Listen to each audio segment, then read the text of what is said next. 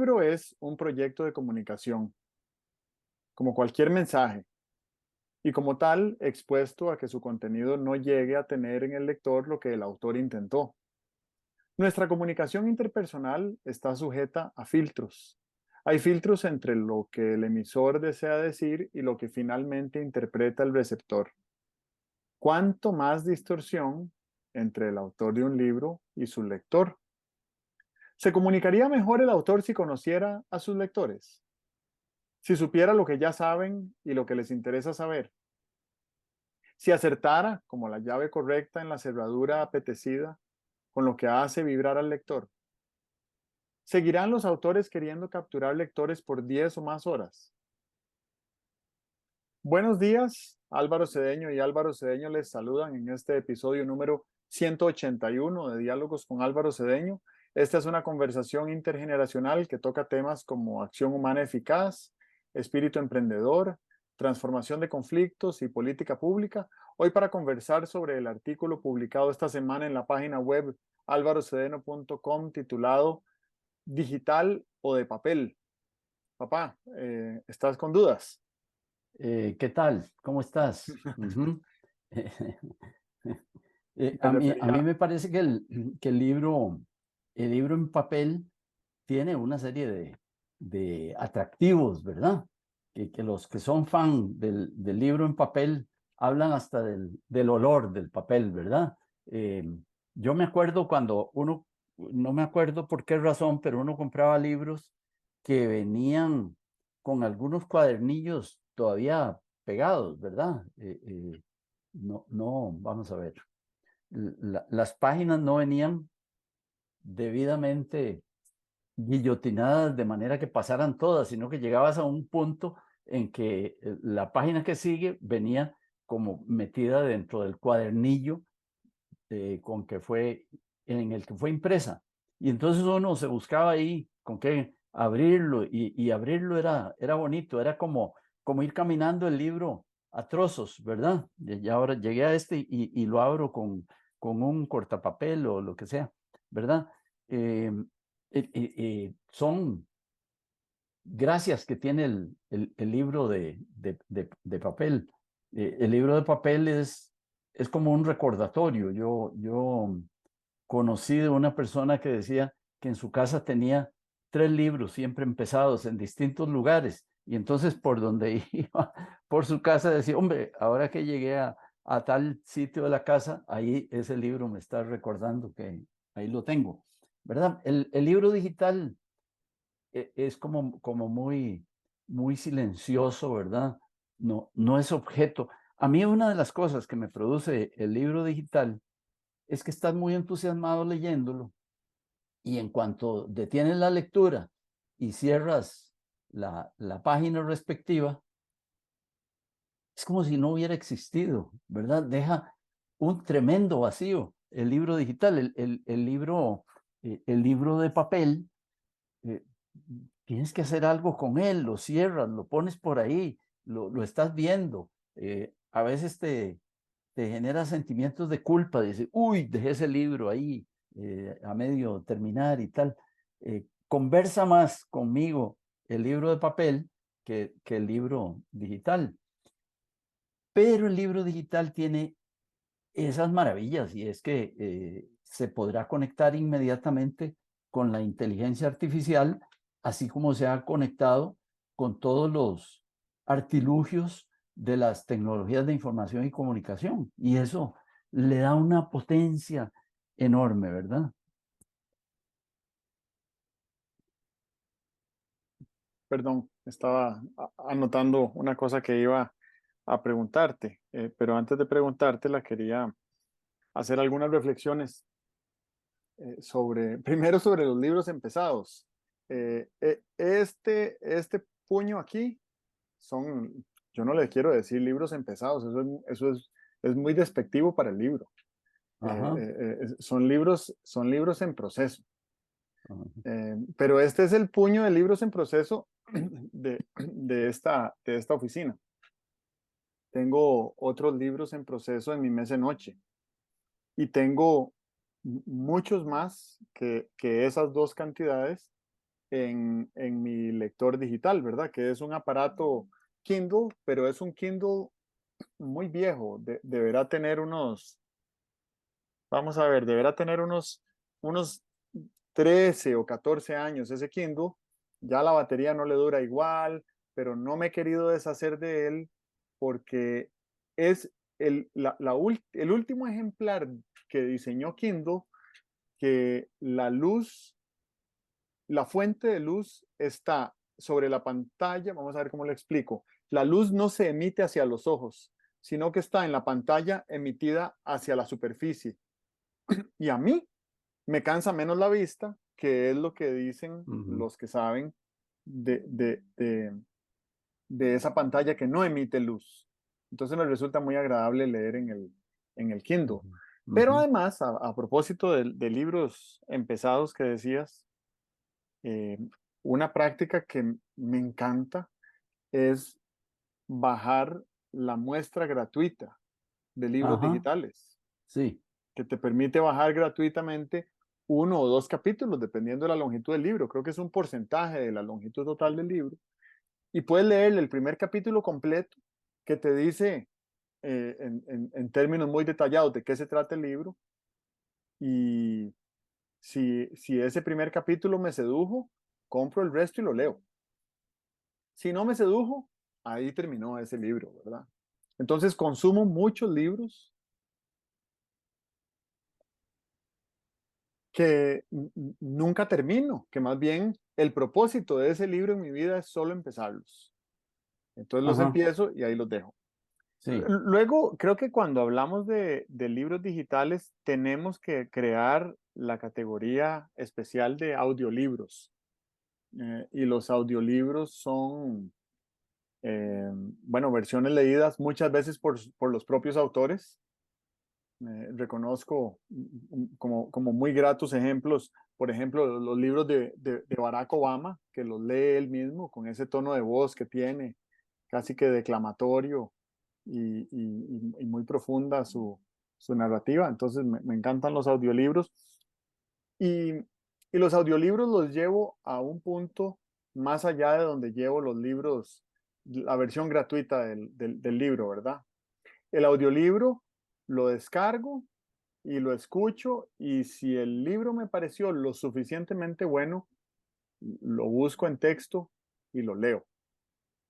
El audiolibro da la ventaja de que uno puede ponerlo en mayor velocidad, da la ventaja, y por lo general es como yo lo uso, que lo escucho mientras camino. Entonces salgo a ujú, caminar con la intención de ujú, escuchar el libro, y ahí voy sí, caminando a la perrita o voy de camino a la piscina, y entonces voy aprovechando el tiempo escuchando audiolibros. Solo que la retentiva no es la misma. Entonces, no, ¿verdad? si es bueno, después lo compro y lo leo y lo estudio y lo proceso Ujú, como proceso todos los libros que yo proceso, y seguramente tú ujú, también, que los estudio sí, con mayor conciencia que si me los fueran a tomar en un examen, porque los verdaderos libros buenos son libros que se incorporan, quiere decir que se adentran en el cuerpo. No es simplemente un asunto de ser capaces de repetir una idea. ujú, ujú, Nosotros creo que haríamos mal si hiciéramos creer a nuestros escuchas que escuchando este podcast van a desarrollar piezas de contenido intelectual robustas, ¿verdad? Porque este podcast no está diseñado para transmitir o desarrollar piezas robustas de contenido intelectual. Creo que está diseñado este podcast para transmitir ideas y para mostrar una versión de diálogo, y cómo el diálogo nos permite ir construyendo en paz y de manera auténtica, etcétera. Que es el gran señalamiento que le tengo a los resúmenes de libros. Porque tú en tu artículo hablas de que hay algunos libros de filosofía que al final del capítulo traen un resumen, que es un alivio cuando uno tiene que repasar el libro que ya leyó, ¿verdad? Uno ya sí, leyó el libro y se devuelve al repasar el resumen y recuerda de qué se trataba el ujú, capítulo tan complicado. Pero las plataformas que hoy lo que venden son resúmenes de libros en texto o en audio, me preocuparía muchísimo que sus clientes pensaran que están consumiendo desarrollo intelectual, porque yo creo que el desarrollo intelectual no consiste en ser capaces de repetir de qué se trata un asunto. El desarrollo intelectual consiste en hacer pasar por el cuerpo, y por el cuerpo no quiero decir solamente el tronco y las extremidades, quiero decir el espíritu, quiero decir nuestra fuente de energía, quiero decir, obviamente, nuestra mente, ¿verdad? Em, a eso me refiero con desarrollo intelectual. Y el resumen de un libro no nos desarrolla intelectualmente, nos permite contarle a otros de qué se trata el libro y probablemente tomar 3 o 4 o 5 apuntes que formen parte de nuestras narrativas cotidianas para enriquecer nuestro libro. Y voy a dar un ejemplo y hacer una confesión. El concepto de eh, antifrágil, que es el título de un libro de Nassim Taleb, es un concepto que me resulta muy atractivo, pero no he leído el libro. Sin embargo, es un libro que me recomendó mucho un amigo. Eh, Encontré un resumen del libro para ver de qué se trataba y lo tengo haciendo fila para leerlo. Pero el concepto me ha resultado tan estimulante desde el punto de vista de transformar crisis en oportunidad, que de eso se trata el libro, que he incorporado el concepto, no en mi narrativa, sino en mi propia práctica de ver a dónde hay una crisis, que ahí puede haber una oportunidad, lo cual ni lo está inventando el libro, ni es nuevo en mi vida, pero el libro me está trayendo ese recordatorio escrito de una manera basado en evidencias, muy científica y demás. Entonces tengo el libro haciendo fila. No, no pretendería asumir que ya sé qué quiere decir Nassim Taleb con antifrágil sin haber leído el libro, a pesar de que ya escuché el resumen. Y lo último que quería decir era la pregunta que te quería hacer, y en realidad la quiero hacer abierta para quien nos escucha. ¿Para qué querríamos que un libro digital fuera más versátil en cuanto a su interfaz con inteligencia artificial? Porque ni la inteligencia artificial más sofisticada es capaz de desarrollarnos intelectualmente. El desarrollo intelectual requiere tiempo, requiere sosiego y requiere meterle pestañas al asunto, ¿verdad? Yo sé que hay gente que tiene mucha retentiva y que puede desarrollarse intelectualmente escuchando audiolibros, pero me cuesta imaginar que haya piezas de desarrollo intelectual tan robustas como un libro muy bien escrito y muy bien editado, que son dos cosas diferentes. Hay autores excelentes, eh, y un autor excelente con un editor excelente, el resultado que produce es una pieza de desarrollo intelectual que quien pasa por ella y dedica las 6, 8, 10 horas o el tiempo que tome, se desarrolla intelectualmente, además de que pasa por una aventura de desarrollo personal que es equivalente a hacer un viaje, ¿verdad? Yo que he viajado mucho, eh, prefiero leer un buen libro que hacer un buen viaje. Estás haciendo unos paralelismos que son muy sugestivos, ¿verdad? Allí uno debería empezar a, a preguntarse, ¿para qué leemos? ¿Verdad? Eh, Vamos a ver, uno puede leer por erudición. Yo me acuerdo, yo me acuerdo cuando yo era estudiante de colegio, había un amigo eh, mayor que yo, pero él tenía quizá menos educación formal, pero había leído muchas novelas principalmente. Y entonces yo sentía como que él quería echar un pulso a ver si yo había leído las cosas que había leído. Y yo creo que todavía no he leído las cosas que él había leído hace 50 años, ¿verdad? Porque, bueno, entre otras cosas, no sé, no me sentía llamado por ese estilo, ¿verdad? Por la novela me resulta agradable y la leo y si pego con una buena novela digo, uy, debería seguir leyendo novelas, pero no es lo que más me llama. Entonces, ¿para qué leemos? Podría ser que leyéramos por erudición, para decir, he leído tal, leído cual, leído cual. Yo creo, a mí me ilustra mucho esa idea que hay de relacionada con cosas de desarrollo personal, que dice lo importante es la meta. Perdón, lo importante no es la meta, es el camino. Entonces, en un libro me parece que lo importante no es decir, ya lo terminé. Lo importante es el camino. Y esto de decir, no nos preocupemos por terminar un libro, me lleva a la vida escolar cuando era obligatorio leer un libro. Yo creo, yo creo que un libro de lectura obligatoria, pues chica, es un contrasentido, ¿verdad? Porque si uno no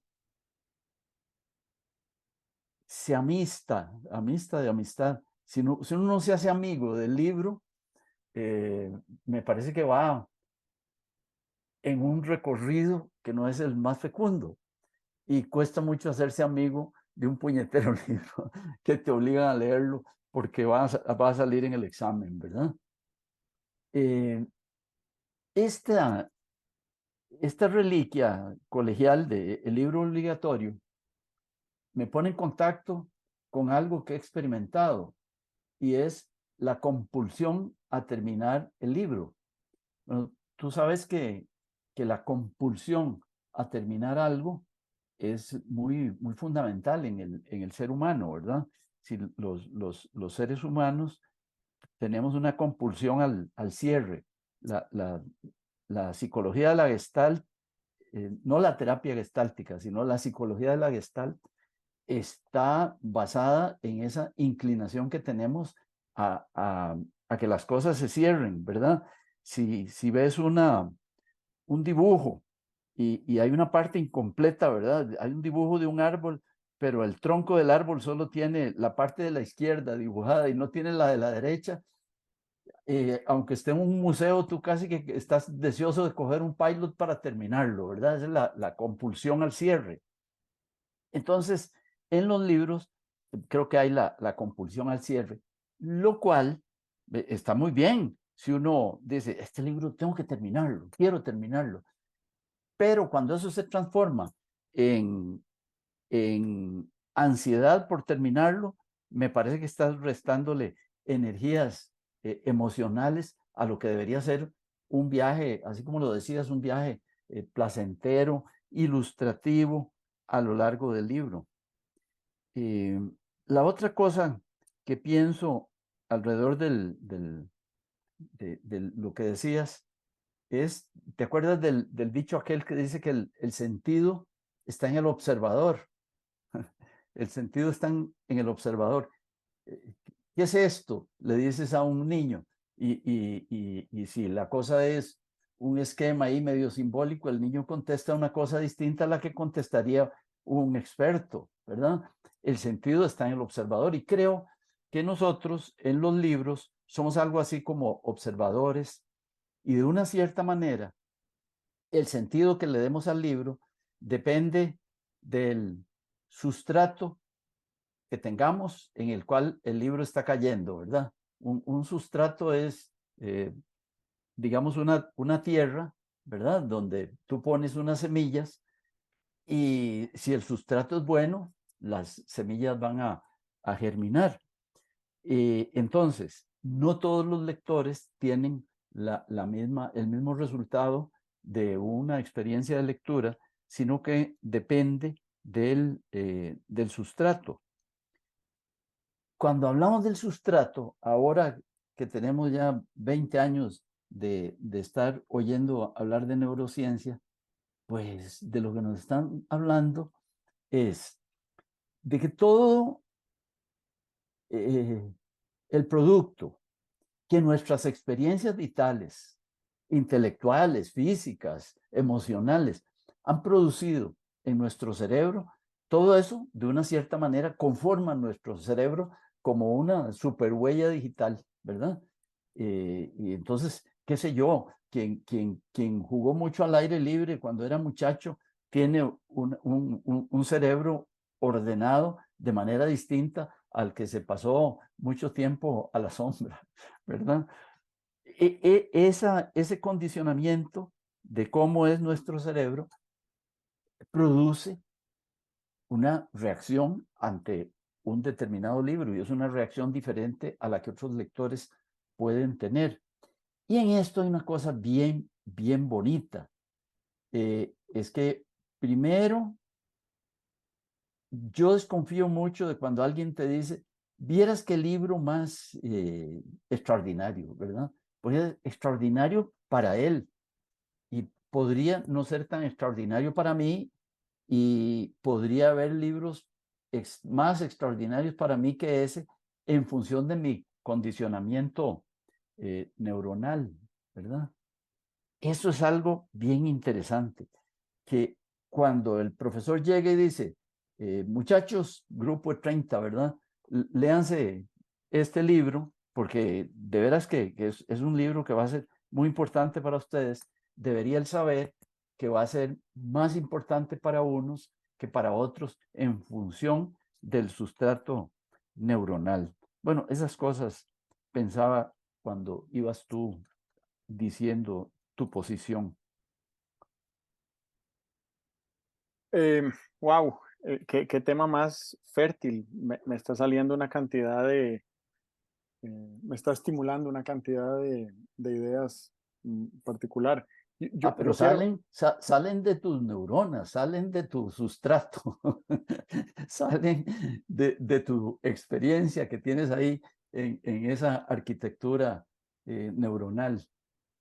sí, concuerdo, eh, pero no saldrían si no fuera por Sí, este diálogo, sí. ¿verdad? Ujú. Entonces, el valor intelectual que tiene el diálogo, habrá que preguntarle a los filósofos griegos, porque ya ellos habían descubierto ese valor que tiene el diálogo. Mira, me parece que ante la pregunta de para qué leer, es una enorme paradoja en la que vivimos hoy en día, donde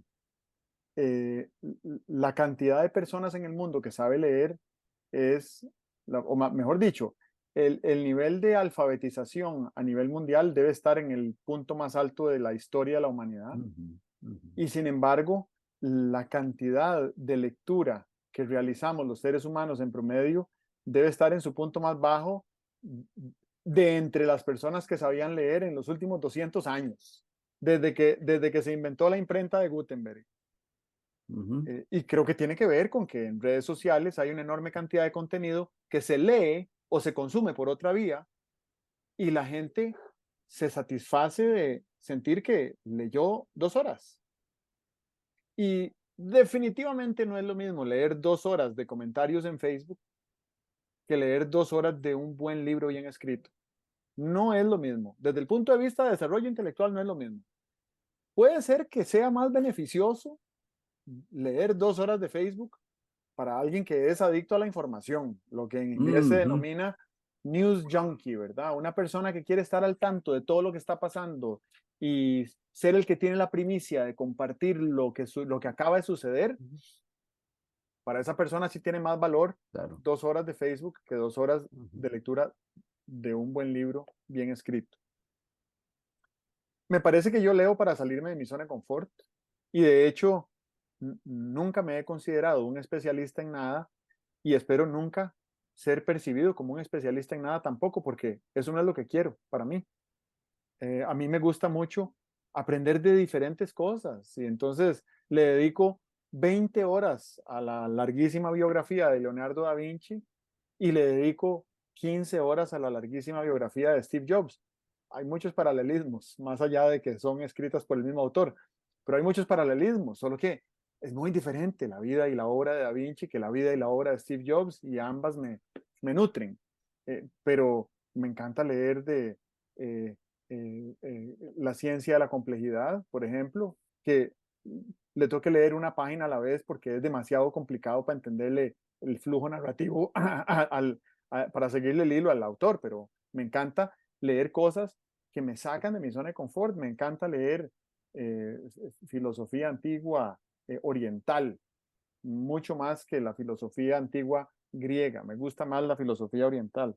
Eh, y las cosas que leo busco que me amplíen el panorama, como que me, ¿verdad? Como que le agreguen semillas a la huerta, semillas que no tenía en la huerta. Eso es lo que quiero, ¿verdad? No me gustaría, no estoy pretendiendo nunca tener un gran sauce y ser reconocido como el gran Ujú, sauce. No, ujú, prefiero tener una huerta, pero donde haya ujú, un poquito de varias cosas. ujú, Em, los libros de desarrollo personal son el mejor ejemplo de por qué el libro debe ser incorporado, porque los libros de desarrollo personal, cuando están bien escritos, ujú, realmente estimulan el desarrollo personal si la persona le mete pestañas al asunto ujú, y responde las preguntas y hace las tareas, ¿verdad? Si se mete en el rol de aprendiz de aquello que va a desarrollar si sigue el libro como manual. ujú, Entonces, pasar un libro de desarrollo personal por el cuerpo, incorporarlo, yo siento que es algo que realmente nos desarrolla, si queremos, es opcional. Como decías, no a cualquier persona desarrollará un libro de desarrollo personal. No dice ujú, ahí garantizado que esto lo va a ujú, desarrollar. ujú, Luego, también siento que por lo menos en mi educación escolar, mm, había muy pocos libros obligatorios, pero era obligatorio leer. Y me parece que en una época, ya como por cuarto, quinto, sexto grado, que fue donde desarrollé el hábito de la lectura, había que leer un libro por semana, que en retrospectiva me parece que era mucho, pero ujú, también en retrospectiva, no había televisión por cable, no había internet, no había computadoras, entonces leerse un libro por semana era accesible para un niño de 10 años. ¿Cuál niño de 10 años hoy en día se lee un libro por semana? ujú, Carajo, ujú, ¿verdad? ujú, Ya, me estoy ujú, haciendo viejo, ujú. Sí. pero de verdad que el hábito de la lectura se desarrolla obligándose a leer. Y creo que ese papel que tenía que cumplir mi escuela, obligándome a leer para desarrollar ese hábito, lo hizo muy bien y lo Ujú, agradezco muchísimo. ujú. Em, Y hablabas un poco de las recomendaciones de libros. Fíjate que yo desde un tiempo para acá, tal vez desde unos 4 años para acá, tengo una lista de libros que me recomiendan y ahora entre paréntesis hasta le pongo quién me lo recomendó porque se me olvida. Sí, claro. Ujú, Pero cuando alguien me recomienda un libro, le doy prioridad. Y dependiendo de ujú. la persona que me lo recomiende, Sí, claro. lo pongo de Ujú, primero. ujú, ¿Verdad? No me importa cuántos, cuántas estrellitas o cuánto puntaje tenga el libro en la página de Amazon. Eso no lo valoro tanto. No valoro tanto las recomendaciones que me hace Amazon. Si leyó este libro, le recomiendo estos otros. Pero si una persona que admiro, respeto, considero cercana, me dice, vieras que te recomiendo este libro, yo le doy prioridad y lo leo. Y por lo general es un libro bien escrito que me deja eh, una, una sensación de plenitud, porque no es simplemente aprendizaje, no es simplemente bienestar, es plenitud lo que deja la lectura de un buen libro.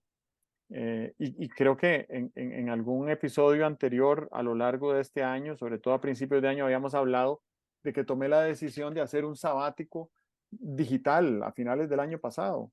Y la intención principal de hacer ujú, ese sabático era volver al hábito de lectura mínima de 20 libros al año, que era una aspiración que yo tenía desde que estudié mi primera maestría y lo cumplí todos los años hasta que entré a redes sociales. Y a partir de que entré a redes sociales, empecé a bajar a 16, 14. El nacimiento de mis hijas no afectó mi hábito de lectura, más bien lo enriqueció, porque muchas veces yo hacía bueno, las acompañaba a ellas a hacer la siesta mientras yo leía, entonces tenía más momentos de lectura. Pero las redes sociales sí fueron muy perjudiciales para mi hábito de lectura. Suspendí el uso de redes sociales a partir de diciembre del año pasado y para cuando íbamos por marzo ya había leído 14 libros y ahí perdí la cuenta porque dije, bueno, no, ya claramente funcionó, ¿verdad?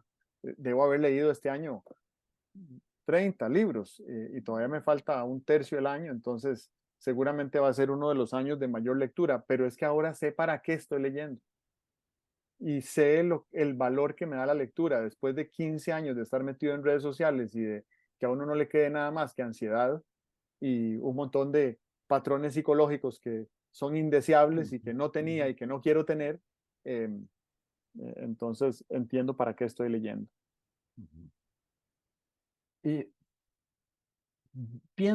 yo pienso que el libro es una maravilla humanística, ¿verdad? En el sentido de que es un mensaje hacia el futuro, ¿verdad? Es alguien que escribe y se queda con nosotros, ¿verdad?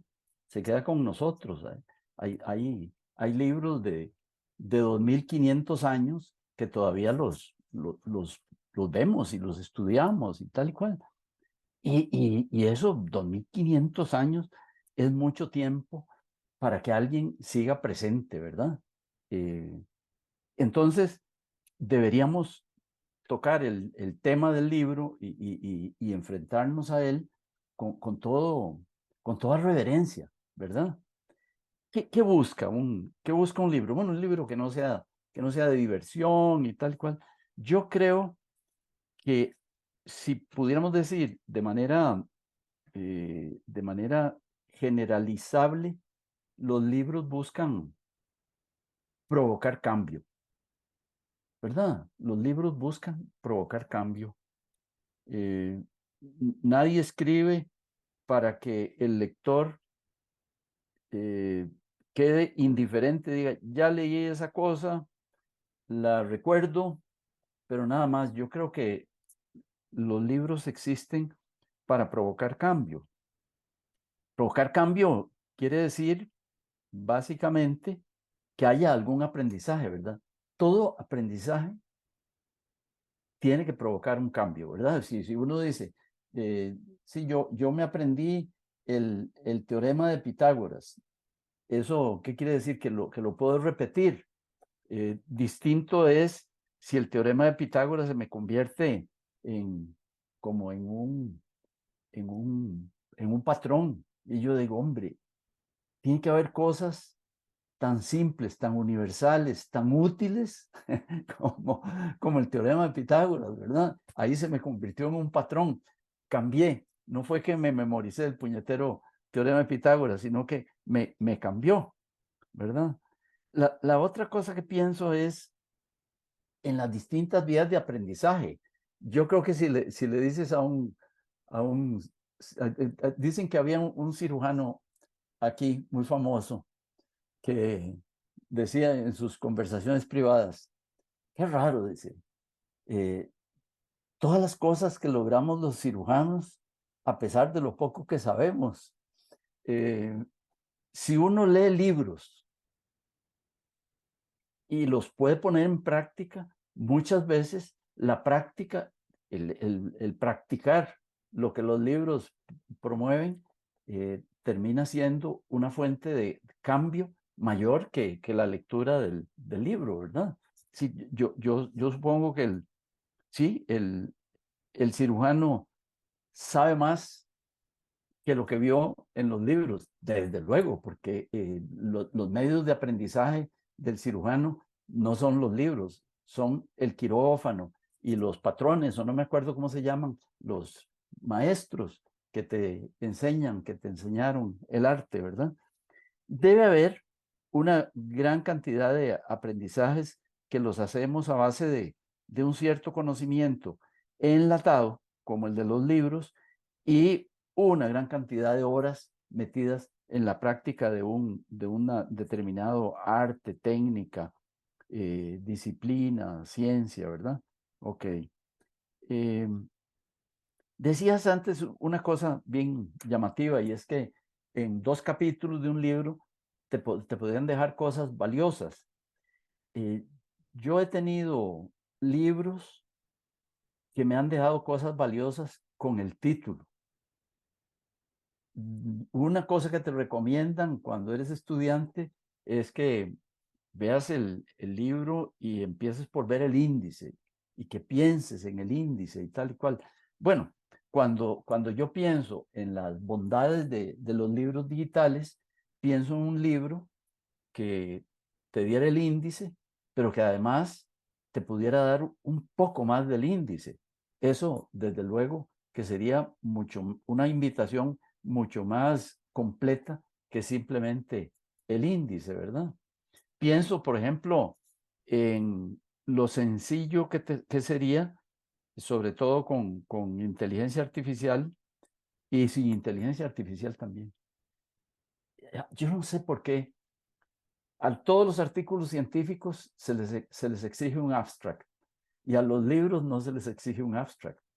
Es importante que hubiera un abstract. Sería, imagínate, si un título es llamativo, el abstract me parece que sería un poco más, un llamado con un poco más de sustancia, ¿verdad? Eh, ¿Qué pienso de la inteligencia artificial? Yo creo, y tú lo decías también, la lectura de un libro es un proceso de diálogo con el autor, es un proceso de intercambio. El papel no te da esa posibilidad de intercambio. Tú tienes que hacerla disciplinadamente y decir, puchica, ¿para dónde va el autor? ¿Qué será lo que quiso decir? Yo le preguntaría no sé qué cosas. Ese ejercicio que haces solo con inteligencia artificial lo podrías hacer de mucho mejor manera, ¿verdad? Tú le dirías al libro digital, a mí hágame preguntas, a mí póngame a hacer resúmenes o a mí póngame a hacer no sé qué cosa, ¿verdad? Y la inteligencia artificial te va planteando esos retos a lo largo de la lectura. Eh, Cuando mencionabas el tema de las biografías, a mí me gustan mucho las biografías, que yo creo que uno lee biografías de gente que admire, ¿verdad? Nadie va a leer una biografía de Trujillo o de Nerón, ¿ah? O de Somoza al Padre. Sigo mencionando gente. Eh, una biografía tiene la ventaja de que en los hechos que te está narrando, si el biógrafo es bueno, te está pintando un modelo. Y ese modelo que te pinta es algo que te queda, de una biografía, de algunas biografías, lo que me queda no son tanto los datos, la información, sino como la profunda admiración de esa persona, ¿verdad? Y eso desde luego es formativo. Sentir profunda admiración por alguien que fue ejemplar, me parece que es formativo, no en el ramo cognitivo, es formativo en el ramo ético, etcétera. Eso me parece que es atractivo de la biografía. Y mencionabas tú una cosa que es bien importante, que es el libro bien escrito, ¿verdad? El libro bien escrito. Hay personas que escriben de manera que la forma como usan el lenguaje es un deleite.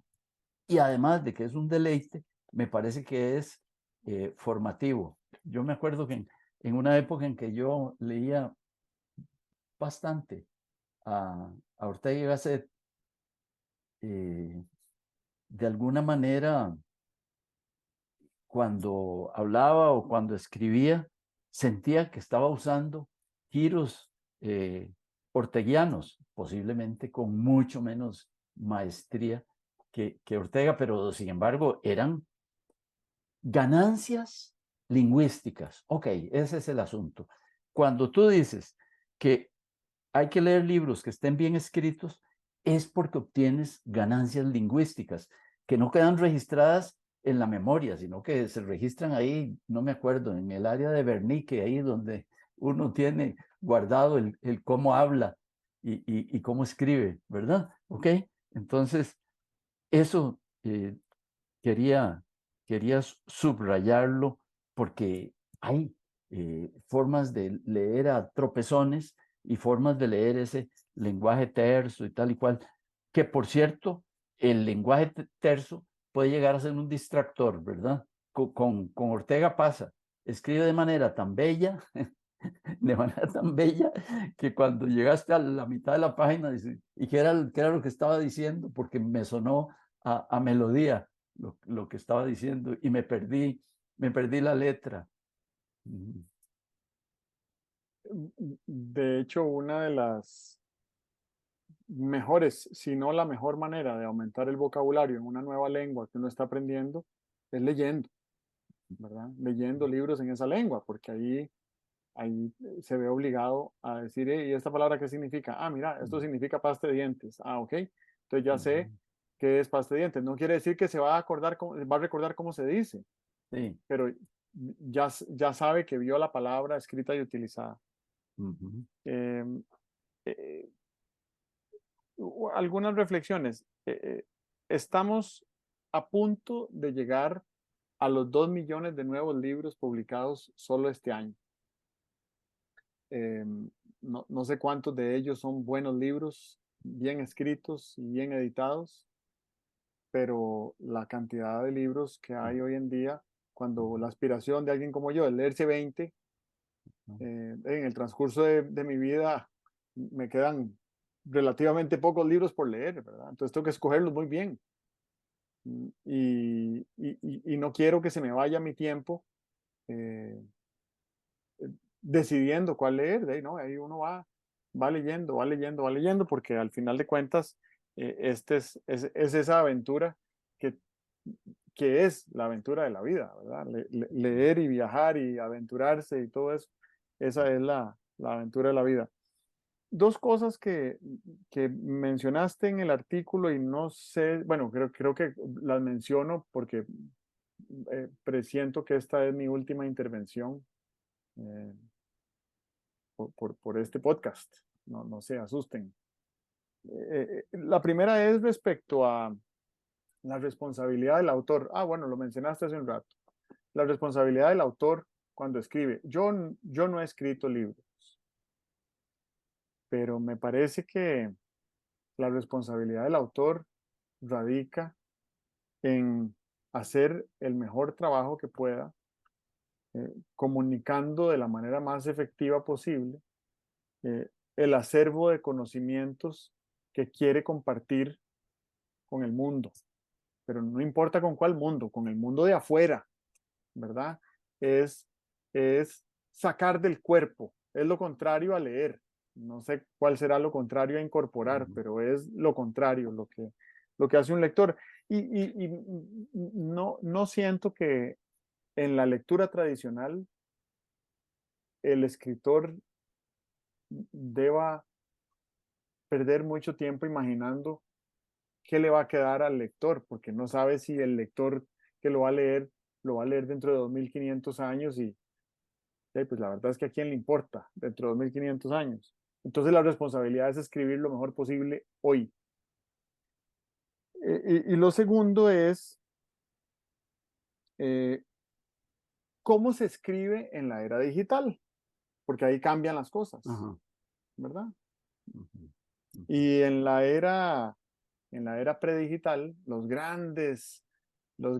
autores de los grandes clásicos eran personas con mucho sufrimiento y abandono y exclusión y vicios, ¿verdad? Que se iban y se metían en una cabaña en el bosque por 4 meses durante la época de la nieve, sin luz eléctrica, y escribían un clásico.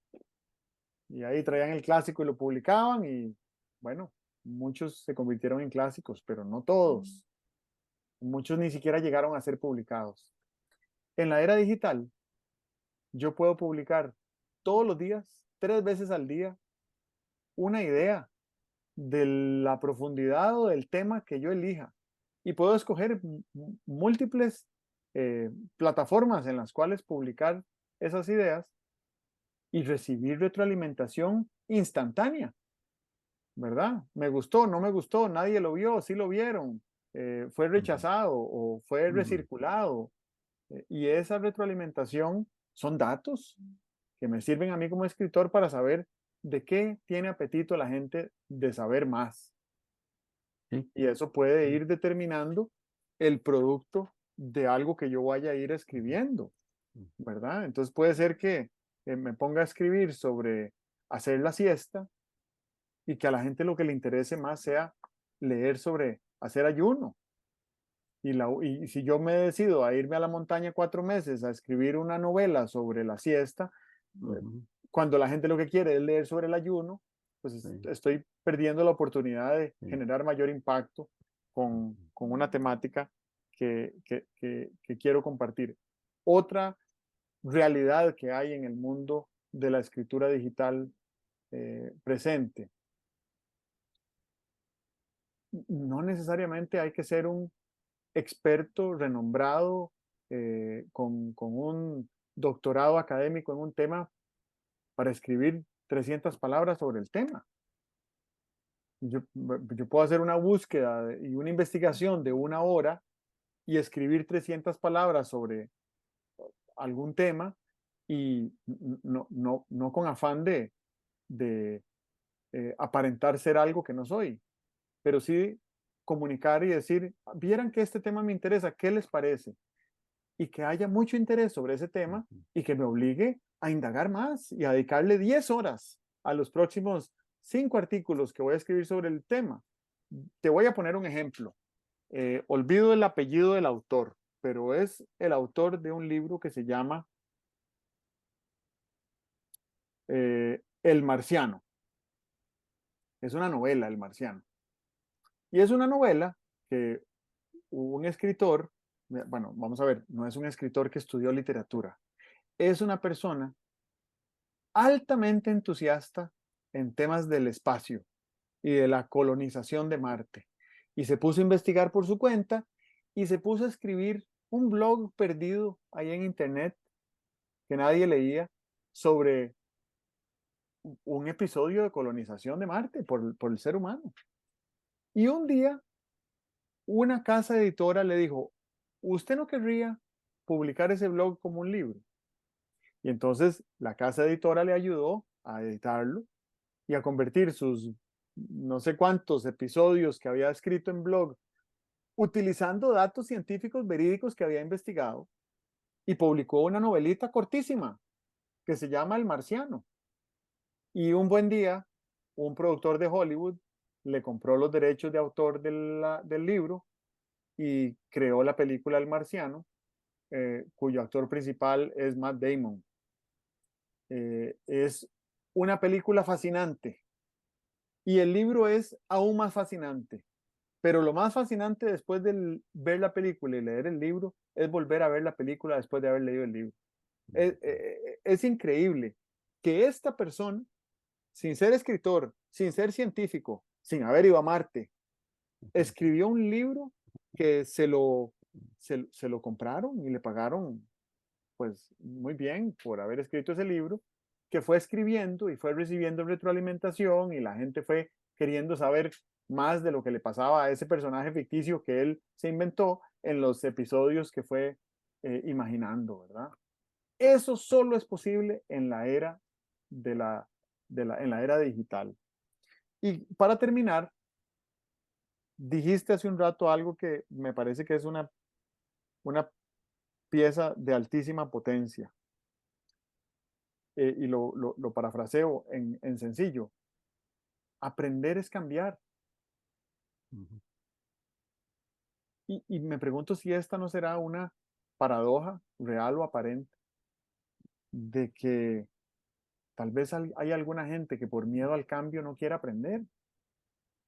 Y es algo que me quedó aquí como pegado en el pecho, como si me hubiera golpeado un, como si me hubieran dado un golpe muy fuerte en el pecho de si habrá algún impedimento para el aprendizaje que provenga del miedo al cambio, porque aprender es cambiar.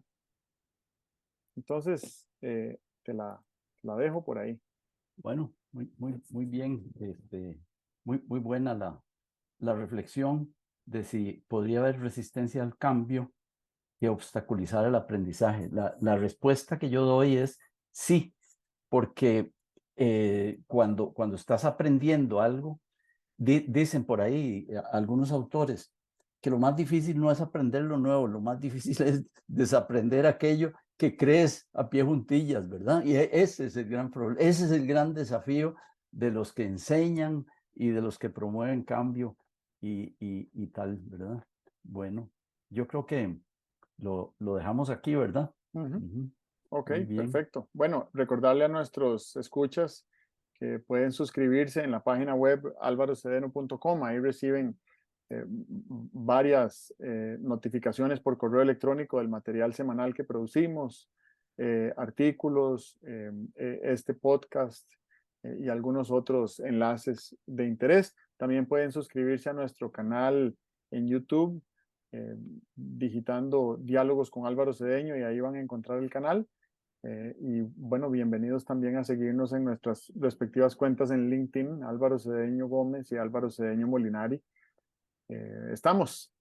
Sí, sí, solo que cuando uno dice suscribirse, eh, los que escuchan sienten como que les metieron la mano en la bolsa.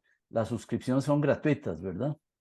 Son gratuitas, por Eso supuesto. es. Sí, Muy así bien. es. Ujú. Ok, Bueno. que celebres la fecha de la independencia. Ah, tengo mucha ilusión, tengo mucha ilusión. Incluso mañana, hoy por la noche, circularé un artículo de esos que te gustan a ti, de este tamaño, así, Ajá, pequeñito, ¿verdad? Sobre la independencia, que siempre me ha dado mucha ilusión, especialmente ahora. ok. Muy bien. Bueno, Ok. que estés bien. Bueno, Nos Dios. vemos. Chao.